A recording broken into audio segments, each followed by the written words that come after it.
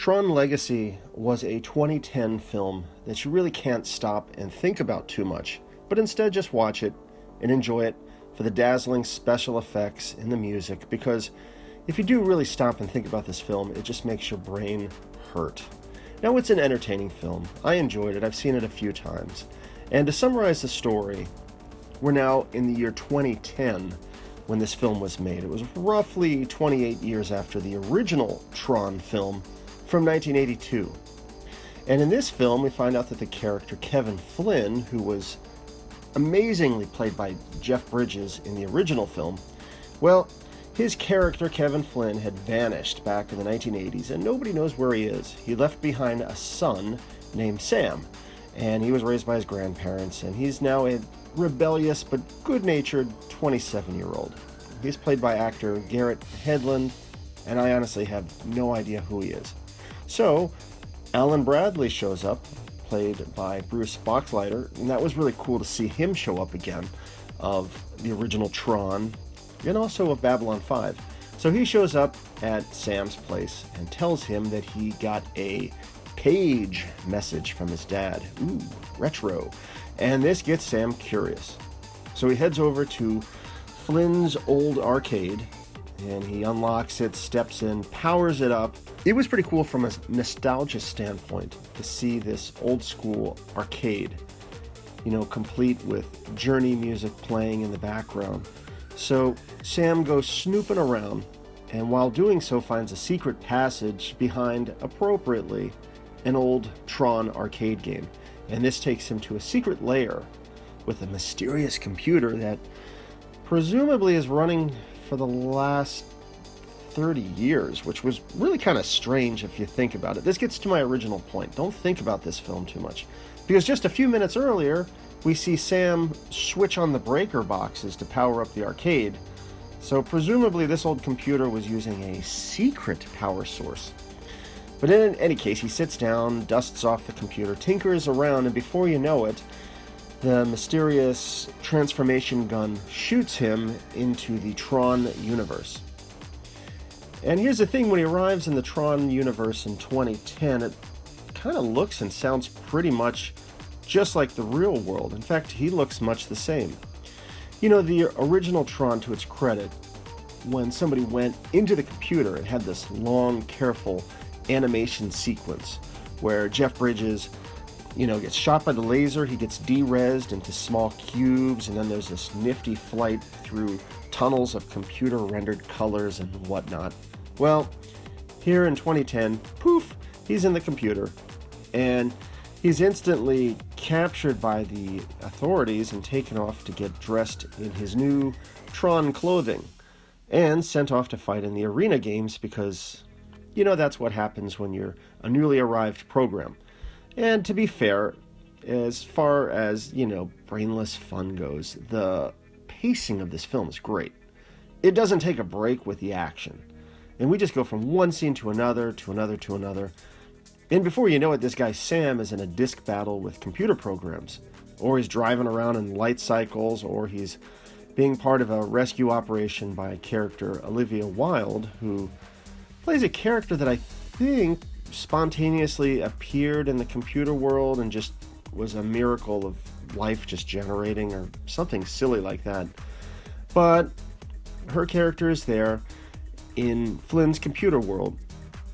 So the main nemesis of this film shows up. His name is Clue, and he's played by a unrealistically de-aged Jeff Bridges, and he just looks bizarre. You can't look at his face and mouth without thinking, yeah, that doesn't look right. I get that this was the early days of the de-aging software, but still, it's totally wonky.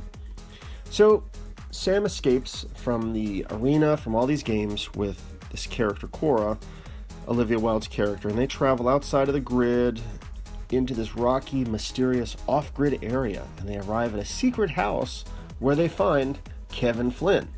Now, he's old and grizzled, because when you are a user who has been zapped into the computer and you've become a program, you apparently still age or something. And to be fair, I can actually buy this. because I still from time to time use an old laptop that's still running the Windows Vista operating system. And yeah, it's slow moving and has that definite elderly feeling to it. So yeah, I guess there is something to this. So basically Kevin Flynn is this older man living in the computer and he's trapped. So there's this reunion of Flynn and his son, yeah, and he reveals that, he created this character Clue to do his expansion work inside of the grid, but Clue went overboard and took control, and so on, leaving Flynn permanently trapped inside the computer, unable to come back into reality. Now, you'd think if you designed a program to have that much power to run stuff, you'd at least have added a kill switch. Or, I don't know, an ability to enter God mode so that you could come and go whenever you pleased. But whatever. Flynn is stuck, and he tells Sam that the only way out is through the portal, and that will be heavily guarded by Clue, and it will be dangerous, and so on and so forth. Well, Sam leaves. He doesn't want to sit around and wait, and he meets with this character, Castor, I think his name was. He meets him at a dance club. He's sort of like this weird, campy Loki character with a glowing cane, and he's at a dance club and stuff. In fact, the musicians who did the score for this film, Daft Punk, they make a cameo providing music in the club. I thought that was kind of cool. And I'll talk more on the soundtrack later, but this is some good music for this film. I did really enjoy that. So, this character, Castor, surprise, surprise, he betrays him. There's a lot of fighting. Cora shows up, Flynn shows up. They have a big battle, they escape, and they go traveling off on, I think it was a solar sailor. It's similar to the first film. So, I'll leave the review at this point. Do they make it out? Well, you check it out for yourself and see. So, just some closing thoughts. Like I said at the beginning, it's a beautifully made film. The special effects look amazing. I really enjoy the Daft Punk soundtrack, which just perfectly fit the film. And, I love the original Tron film. And even for a silly Disney film, it still managed to explore some interesting themes you actually get to think about. The programs and how they have this reverence for the users, almost as if they're a kind of a deity. And it felt like there was more of a message with the original Tron film, not so much with Tron Legacy, which to me it just seemed to be played more for spectacle and to play up as an action-adventure movie. And the original 1982 Tron, it also felt more true to me of the idea of being zapped into a computer, with all the visual attributes of, the characters in the film. They don't look quite right. They have this bizarre glowiness. I think they filmed the original Tron in black and white, and then they sort of animated these effects back.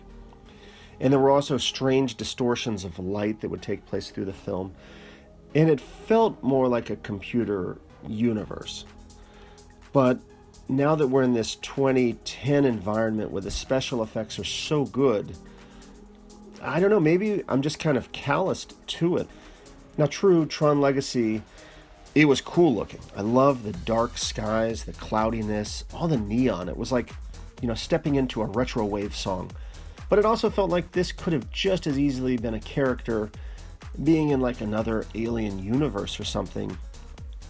Not necessarily a computer. I don't know, it's hard to explain, but it just did not have that bending of reality like stepping into a computer like the 82 Tron film did. Another thought about this as well is this is 2010, and it seems odd to me that all of the activity of this film was relegated to just a big computer server in Flynn's basement. I mean, if you think about it, 28 years ago in the original Tron, computers were maybe a little more mysterious and so on, and, people didn't really own them probably as much. But now here we are in 2010, and, well, I'm writing this review in 2020, but in 2010, everybody's got a home computer, a laptop, smartphone. They've got a Wii system probably connected to a network and so on. So it really felt to me like a missed opportunity that they didn't explore programs hopping from one platform to another. Like, what if the evil Clue character's gimmick wasn't as much, skipping out of the computer into reality of Earth, But instead he wanted to go, say, hop onto a Google server, and use that for his world domination scheme or something, faster processors or something like that. It's like they didn't really think this one out very far, and there really wasn't much to make this feel like it was necessarily set in 2010, other than a little dialogue maybe at the beginning of the film. I mean, honestly, if you think about it, this could have been a film made in, say, like the late 1980s, although, with snazzier special effects.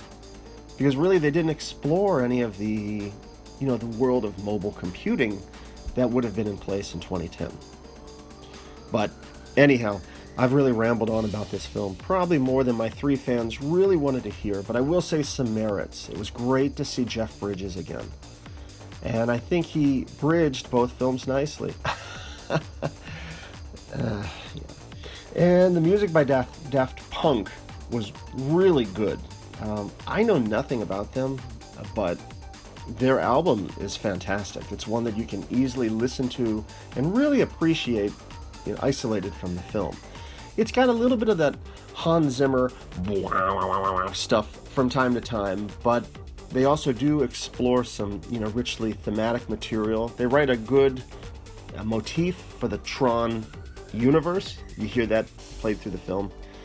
And, I compare it to, say, like Wendy Carlos and that score from the original Tron, and I enjoy both. I probably prefer the Wendy Carlos score more, but both are really good, and they both fit the film and the material really well. And it's interesting, too, in both films, my favorite parts musically are the segments with the Solar Sailor. I think those parts of the film are just great musically, and visually, too. Anyhow, that's Tron Legacy. It's enjoyable eye candy, nothing too profound, but it's worth checking out.